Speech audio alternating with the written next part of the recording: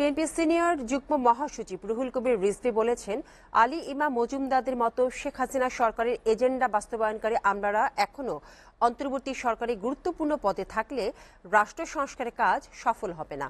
দুপুরে রাজশাহীর ভুবন মোহন পার্কে দলের এক সমাবেশে তিনি কথা বলেন। আমরা বিএনপি পরিবার। এই প্রতিনিধি দল ছাত্র জনতার গণ অভ্যুত্থান আন্দোলনে আইনশৃঙ্খলা বাহিনী এবং আওয়ামী সন্ত্রাসীদের গুলিতে রাজশাহী মহানগর এবং জেলার শহীদ পরিবারের সঙ্গে এই সাক্ষাৎ অনুষ্ঠানের আয়োজন করে।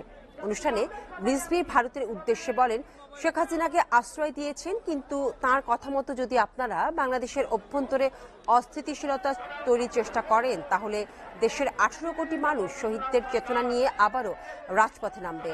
দিল্লির কোনো গোলামকে আর বাংলাদেশের জনগণের উপর রাজত্ব করতে দেয়া হবে না বলেও হুঁশিয়ারি করে দেন রিজভী। অনুষ্ঠানে সভাপতিত্ব করেন রাজশাহী মহানগর বিএনপির আহ্বায়ক মুক্তিযোদ্ধা অ্যাডভোকেট এরশাদ আলী ঈশা। ওনারা এখানে বসে। ওনার একজন উপদেষ্টা আলী ইমাম মজুমদার, উনি 111-এর সময়ও মঈনুদ্দিন ফখরুদ্দিনের পারপাস তিনি তাদের এজেন্ডা বাস্তবায়ন করেছেন, আবার শেখ হাসিনার এজেন্ডা বাস্তবায়ন করেছেন অত্যন্ত সুচারু। এখন যদি তিনি আবার প্রশাসনের বিভিন্ন দায়িত্বে থাকেন, তাহলে ডক্টর ইউনূস সাহেব অন্তর্বর্তীকালীন সরকারের কোন সংস্কার কার্যক্রম সফল হবে বলে আমার